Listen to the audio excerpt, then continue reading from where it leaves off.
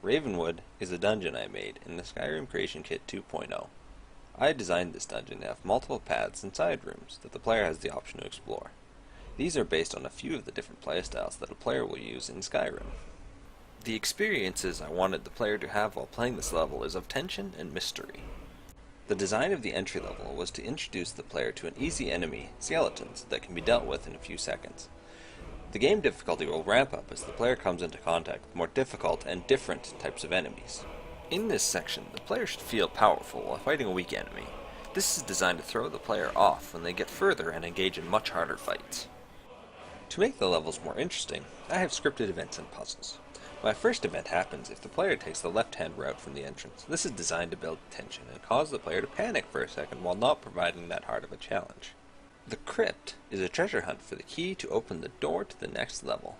If the player has already explored the side rooms, they'll probably have found that key, which gains them access to the next part of the dungeon. This is designed to prevent the player from just running through the level without engaging in combat.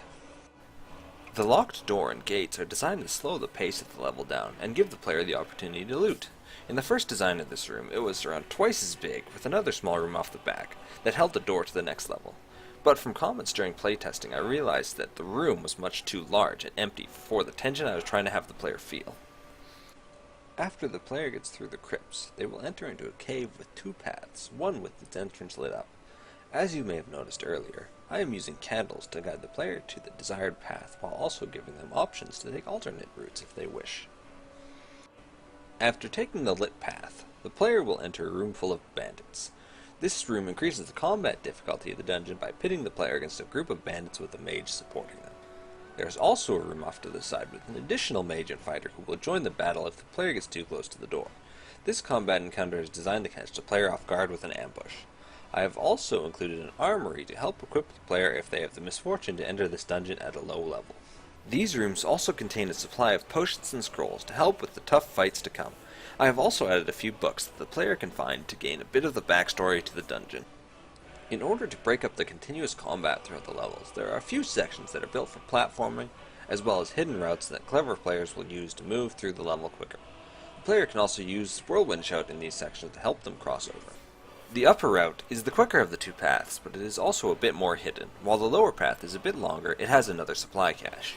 Originally, this room and the connecting hallway was much more linear, with only one path that the player could take.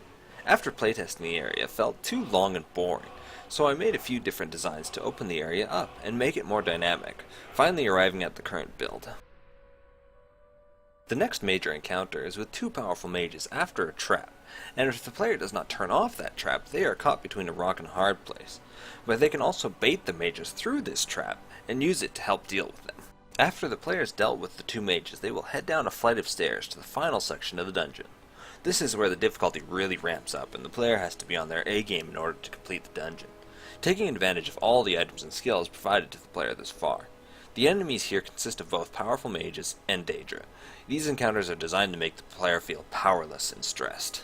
The final encounter of the Ravenwood dungeon is a boss battle with a powerful necromancer, who is supported by a few minions and has the ability to resurrect the dead.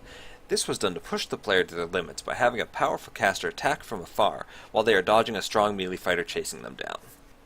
During this encounter, I want the player to experience fear, helplessness, and resolve. When the player finally finishes the fight, they are rewarded for their adventures with some good loot and the answers to the mystery of the dungeon.